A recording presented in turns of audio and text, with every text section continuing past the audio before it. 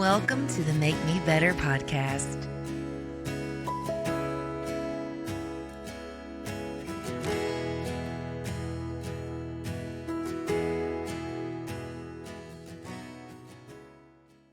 Hey everybody, I'm Misty Rooks, and this is the Make Me Better podcast. Today's segment is by design, and you know that Dr. Chad is my co-host for this, where we're mixing health with our faith, because God designed our bodies to heal themselves, and we need to support His design. Absolutely. So that our bodies will function the way that He intended.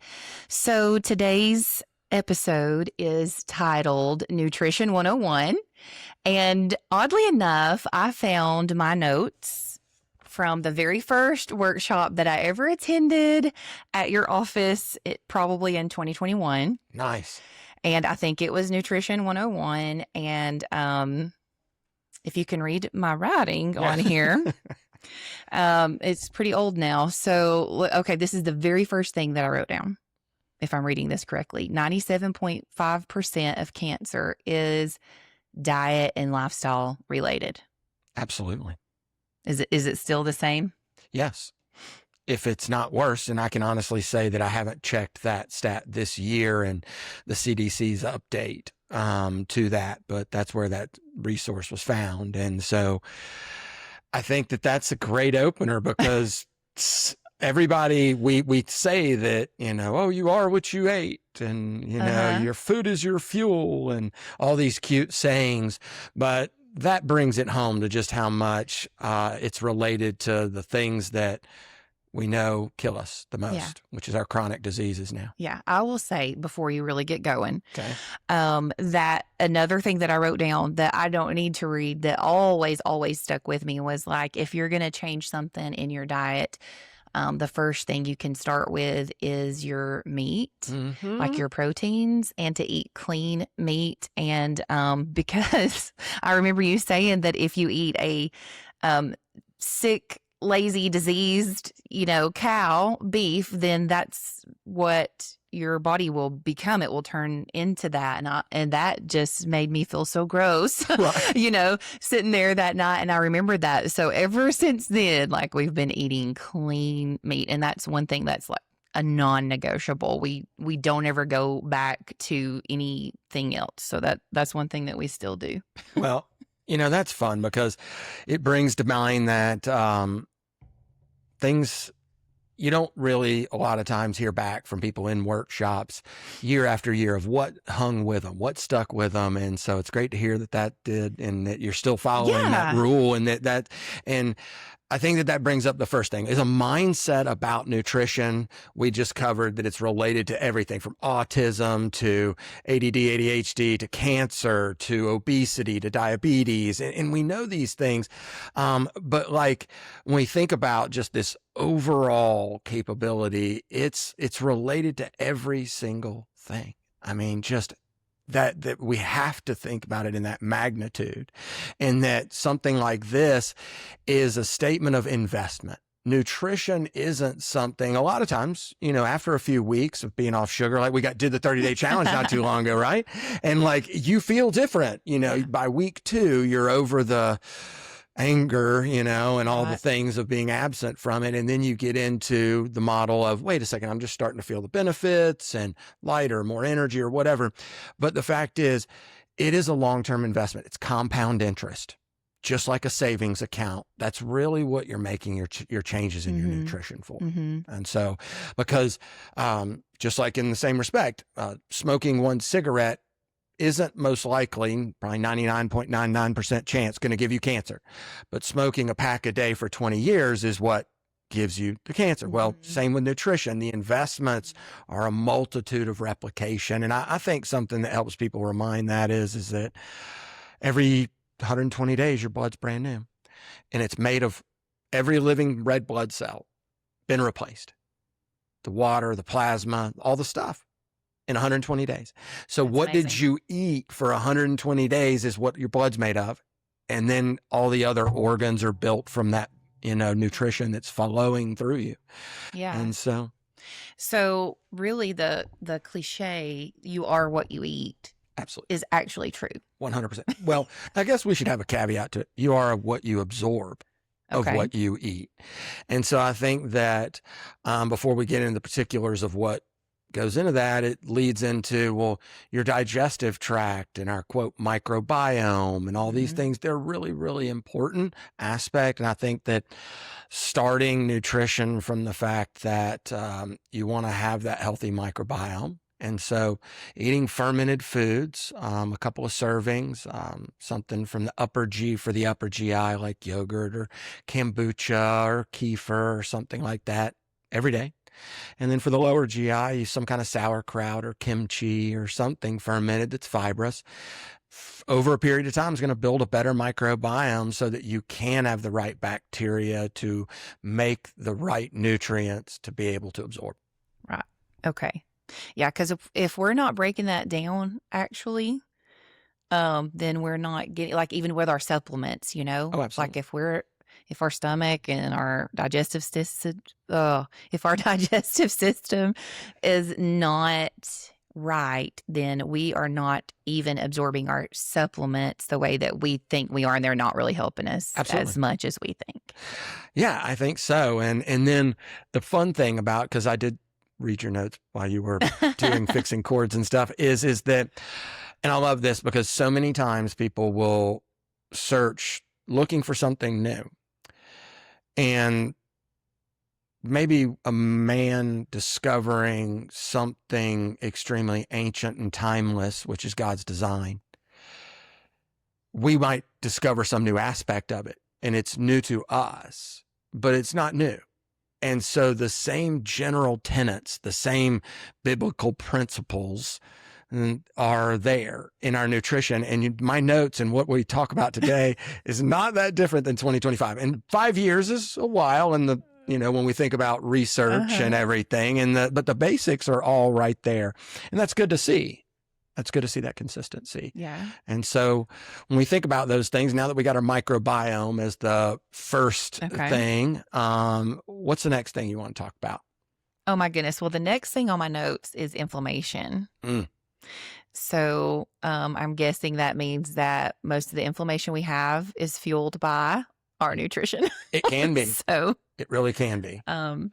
And so when we think about that, eating an anti-inflammatory diet really just means that you're using those statements that are there on that, which is your statement of perfecting your protein, meaning get non-toxic proteins, the wild caught as much as you can, fish and pasture raised, organic, regeneratively farmed, as many of those labels as possible on your chicken and your beef and your pork and things like that.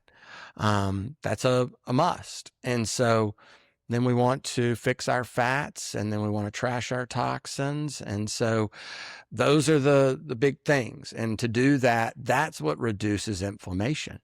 It's the whole process itself. And I noticed it.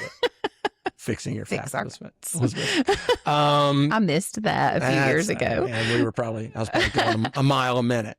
And so when we look at that, it's those things, because those bigger concepts, and again, trying not to focus on, now, none of us are going to be perfect, and just getting started a little bit in each area is Nutrition 101. Just like you hung on to the perfect your protein, so it's a non-negotiable now. So now, is it fixing the fats? Is it trashing the toxins by getting rid of the processed food? That's what that means, really, is getting rid of the toxins that come in commercial raised beef, commercial raised products like wheat and breads and pastas and grains, all the Roundup and the things like that. If you're eating organic, well, then now you've gotten rid of those toxins, and the inflammation markers go down, so your body can divert that energy over to fixing things instead of just trying to deal with what's coming at it. It can literally focus more on regeneration. And that's one of the biggest overhauls that fixing your nutrition and Nutrition 101 really does for you, is reducing that inflammation. Fixing the fats is getting rid of those sick things like seed oils looking at getting rid of canola and all those vegetable oils, and then getting back to olive oil, avocado oil, or coconut oil. Some people tolerate well, and doing those things. I think those are the categories. And when it's 101, it's just start that basics. And I think at some point, people are going to want to know about, well, how does that relate to diabetes, and how does that relate to cancer, and how does that relate to Alzheimer's disease, and all these things. And we can go down that rabbit hole, but at some point. But for today, it really focuses on what are the bigger things. And I think the other big mindset thing is unfortunately, we all know what the bigger problem is in our lives, right? We know our own big thing, right? If it's the bowl of ice cream at night, the thing that we do that we don't really want to give up, but we'll take this supplement or do that to try to compensate for it. Right. But until you fix that big, audacious thing, and you're okay, let's tell everybody just what they want to know, Dr. Chad. How often do you splurge, or your family? Like, I know you guys are, healthy all the way around, but the real people want to know, does Dr. Chad ever have an ice cream or dessert or potato chips? Absolutely. Okay. Yeah, absolutely. Church dinner yesterday. Okay. And it's easy for me. If it's a store-bought dessert, I don't even mess with it. Right. But the little ladies that I've grown up with in the church that I know, and yesterday was peach crumble. Okay. And then there was a pina colada cake that I know this particular lady makes very, very well. And so I had a spoonful of both on my thing. And splurged, man. I mean, it would equal into 2 forkfuls of each. And that was my thing, because those ladies can cook, man. And I knew. Yes. And so, and then, the reality is my kids, we have a focus on family really with Sundays, and we call it Pizza Sunday. So literally every week, now I don't always eat the pizza, but my kids do. And we splurge, we think about it, and we sit down, we watch a movie together, and that's our end of the night. So it's intentional. It's intentional. It's intentional. So that's a different choice than just saying, I'm tired today, I'm just gonna eat my feelings and stuff like that. Absolutely. So when you're making a plan, like it's pizza night, we're gonna do this every Sunday because we're spending time together as a family. That's intentional. You know that it's calculated into the whole big picture. And then anytime you're going to a day or an hour or a whatever that you're going to do is your splurge time, then do it and don't overthink it. Commit to the process. And then, but as soon as that is over, like for my day, it was then what am I going to do to exercise to compensate for that? How am I going to, what are the things that I can do to minimize those? And I think with nutrition, the exercise, if you're going to splurge, then go out and get some activity afterwards. And that really does help negate that. It helps you burn up any of those extra carbs from the peach crumble.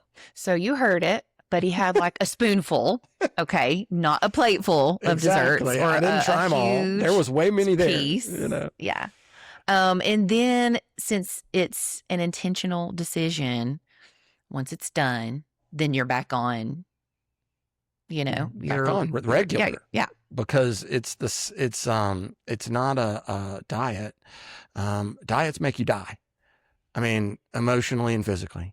It's a way of life, and nutrition is, I accept that the 5 essentials are true. We were designed to move, and that's our exercise. We are designed to have a good mindset. We are designed to have a properly functioning nervous system. We're designed to live off of certain foods. That is another huge concept, and that of everything needs to be as living as possible. So we need to just minimize processed food, period. Yeah. It needs to be, you never had a Twinkie tree. Right? But Right. There's never been a time where we picked Twinkies and or harvested or gathered them. And then, we need to minimize toxicity. That's the fifth essential. And knowing that that is true, my lifestyle falls in accordance with that. And I live that way and help my kids learn it, because Nutrition 101 is this, and that Lifestyle 101 goes right along with it. Yeah. Okay, so thinking back to the whole purpose of this show, we're mixing our faith with health. Okay. And because we know that God designed our bodies to heal themselves, to function in a way we don't know. Most people are just walking around with no clue about how cool our bodies really are and the intricate design. So, and then also you were talking about how, we don't have a Twinkie tree and it's not something we can go harvest. So when you're thinking about all this, like, okay, God created everything that we needed, right? Living, to fuel our bodies and to sustain us. What else do you have to say about that, about how he designed our bodies, the things he already gave us that are here that we need? That's all we need. Okay. One, I think there's a great book out there called The Biblio Diet, written by Josh Axe, Jordan Rubin. It's I've heard of that. Get it, read it. It's got all the tidbits and the secrets and all the quotes from the Bible that talk about all the things that we're talking about today, but in a very well spelled out way. And so I think that we need to look at this, that our bodies are designed with this replication strategy that is looking to extract what it needs from our water, which we need to put into nutrition, 1/2 ounce of water per pound of body mass every day. If you're sweating a lot, and things like that, it can be a lot more. And so then once we have that, it's clean, it's been filtered, it's not been stored in plastic, and it's drank from stainless steel or glass. Those are those big things. But then looking at, when we fix our fats, perfect our proteins, and do all these things, you're minimizing the amount of deficiencies. And I think that understanding that our bodies were designed and they need certain things, and that our cravings are really designed to try to get us to eat the proper foods, to get a certain amount of nutrients. And how amazing is that?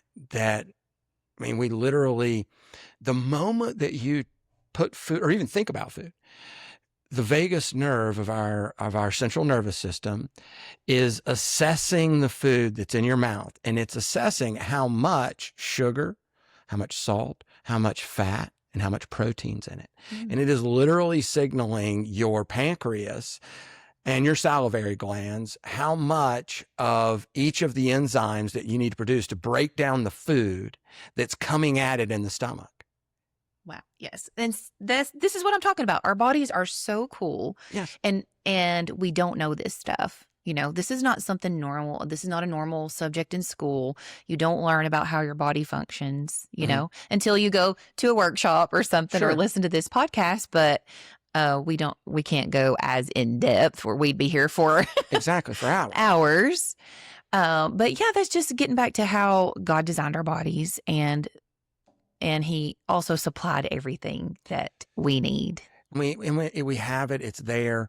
And going through that back up and saying, hey, well, do you really eat seasonally?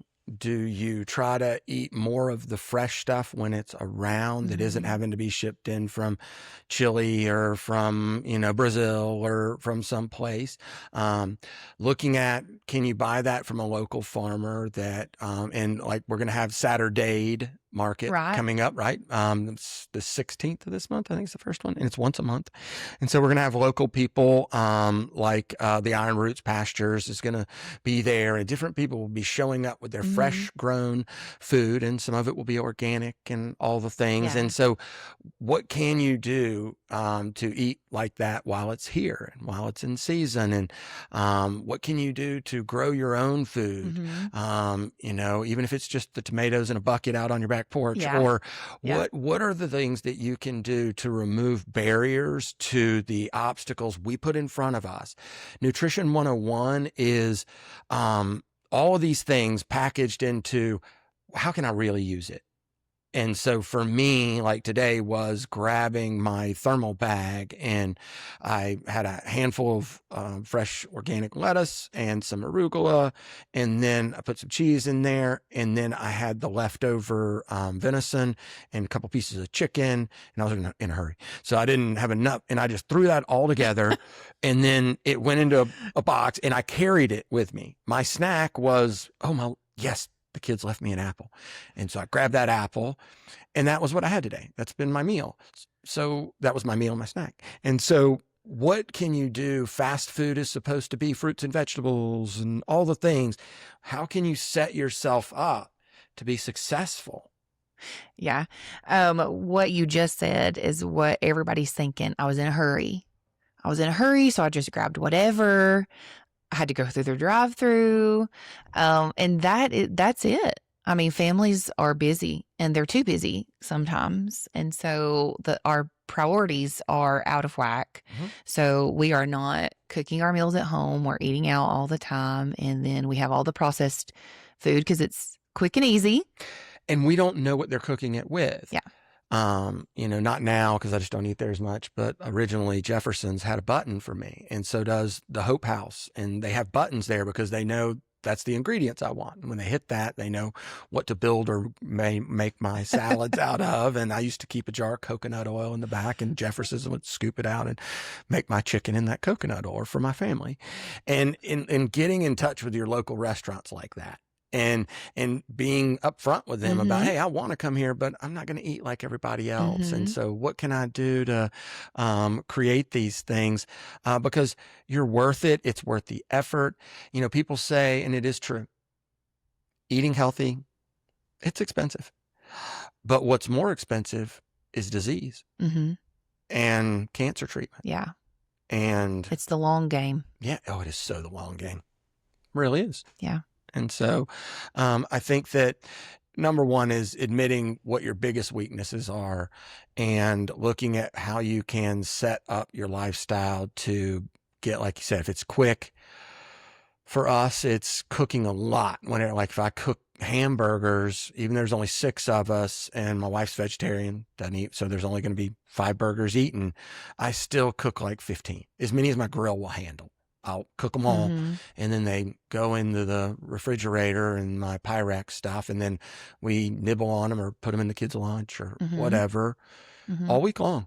Anytime you're cooking, you're bulk cooking, and then you're storing it, and you just have all the fixings sitting around to just throw in a bag. Yeah, definitely.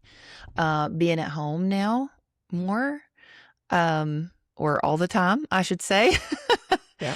I don't have to worry about packing lunches and stuff, and so we can so much more easily do leftovers and stuff now. So yes, but because we always have, we just have 4, and I have 2 picky kids, but they're getting better. They're getting better, and so it's so much easier to just eat on the same stuff for a few days until it's gone. And I admit, when I made my office, I put a kitchen in the back, so I do get to cheat that way. But the fact is if it's not, I'd still be doing it anyway. It'd just be room temperature. And looking at where are those excuses in your head for Nutrition 101, identifying those excuses, and then just looking at them structurally in your life, realistically, and saying, how can I do all the things we've talked about, but get rid of my excuses, is the biggest mindset to Nutrition 101. And once that's done and you feel like you've got a good routine, like the patient that I saw I guess it was Friday. It was awesome. Hadn't seen her in a while. She'd been out from work and gone for out of town. She comes back in. She's lost 30 pounds. And I was just like, yeah, rock on, hello, who's this person walks in, and just fun to hear what she's done and how that's gone. And it was literally just that. It was just a new schedule, and she was able to work better hours, and she was able to start eating like she knew she should. And so once that's done and you stabilize, then you just look at what's the next step. It becomes easy to just do the next thing and the next thing. If you do it all at once, you get overwhelmed, you quit, and you're eating you're going through the McDonald's drive-through, and you don't even realize it until you look in the mirror. Yeah. I think we talked about that last time too. Just like do something, choose one thing, because doing something is better than doing nothing. Absolutely. And I think that's it. Yeah. And okay, this is something I want you to tell everybody, which I think that I learned this at an immunity workshop maybe, but it's about sugar. Okay. Tell everybody how it suppresses your immune system after you eat so much sugar. All right. So it was done on average adult, which I do believe was 180 pounds, if I remember the study right. And it was 75 grams of sugar, which is basically a 16-ounce Coke. So 75 grams of sugar in the average adult will suppress their immune system by 50% for 5 to 6 hours. So your white blood cell activity's half. And it's just the Coke. Now, if you had the Coke, the chips, the sandwich, now you're up into the 150, 200 grams of carbohydrates. And then your immune system, they didn't do anything over the 75-gram research that I've found. And so now, how suppressed is it? Is it 90%? Yeah, we don't even really know. What if you only weigh like my son, if he weighs 50 pounds and he was to eat something like that, maybe it's the chocolate milk, the fruit cup at school, the typical lunch and the pizza and everything. What's his immune system being? Is it 0? We blame the kids for, being sick all the time, but it's not them. They do have a developing immune system, but we're suppressing that immune system with the amount of carbohydrates. And so that relates to cancer as well. Yeah. Because if your white blood cells aren't finding cancer and killing it before it becomes the disease, well then that's it. Yeah.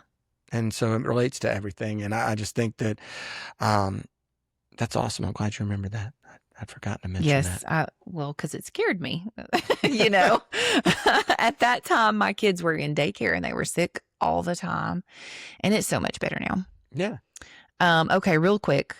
Food pyramid. They did the right thing by flipping it. Okay. Because one of my notes here, there are no essential carbohydrates and you do not need 5 to 8 servings of grains. Absolutely. It's ridiculous, right? I mean, yes, you have essential fatty acids in your omegas. You can't make them. You have your essential amino acids, and I believe there's 11 that you cannot make those amino acids out of other amino acids. That's why they're essential, but there are no essential carbs. So meaning that your body could take the fat and the amino acids and then make carbohydrates if it wants to out of that. And you're going to get carbs from every vegetable, every fruit that you're eating, but none of them are necessary for life. So they flipped the pyramid saying that's the last thing that should be on the plate and the most minimal. And thank you, RFK Jr. Yeah. Yeah. Okay. What else? What's anything else we need to cover on Nutrition 101? I think that's it. I really hope that people will just take it that, the big hairy gorilla in the room and look at it and say, what am I doing that I know is poisoning me? And then use these generals. I mean, we could say Nutrition 101, shop on the outside of the store, go as little into the middle of the store. There's all kinds of shopping things, and there's food label reading classes that I have that I need to make a new current video of. There you go. There's something coming. And just things like that. But if we use these generalities, I think that's the 101. And then I think people need to watch the podcasts, learn about things, and then figure out you're worth the effort. You're worth the time. It's better than doom scrolling and Facebook scrolling and all the things that we do to occupy our time aimlessly. You can plug these things in and then just always filter it through. Do I feel like this is a natural, the way it's supposed to be? Or is this something processed and packaged? Is it a biohack? Am I trying to cheat something? And Nutrition 101 is really just having the right filters, and then going out there and doing what we know is sensible, and eating to live and not living to eat. That's true. That's true. And we always want to bring it back to just God's design and his intention for us. By design, the name of this show. And mixing our health and our faith, and knowing that God designed our body. So just do the things like eat the whole foods, do what makes sense. Like you said, don't overcomplicate it. Don't make it too much of a challenge for yourself. Just kind of do what comes naturally. Absolutely. Yeah. I mean, the further we get away from nature and the way God made us, the more out of balance we're going to become. And being realistic, just getting started, and well begun's half done, and just really focusing on the fact that your innate intelligence, you're designed by God, that part of you that is speaking to you in your conscience and about, hey, get started with these things. You know what to do.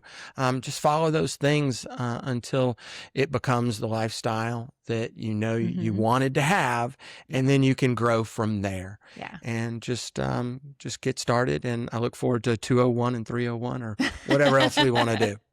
Okay, real quick. Last thing before we say goodbye and get out of here. What is the first thing that you would get rid of out of your pantry or kitchen if you were going to start tomorrow? Wow. Guess it depends on the kitchen, but not yours. Yours is already good. Okay. So if you're listening to this and you want to make a change, and we have to just do something, right? And we don't know what to do. What's the first thing we could get rid of out of our house to avoid eating? Wow. I would get rid of all the processed, packaged food. Just look at what can you do to minimize the boxed and packaged food, even if it's not all of it. What can you just get rid of? It would be the processed and packaged food. Anything that's boxed or things like that. If it's not, the worst you want is canned. Okay. All right. Good information. All right. All right. Well, thank you for doing Nutrition 101. Absolutely. And thank you guys for tuning in to this special segment of By Design. And thanks for listening to the Make Me Better podcast.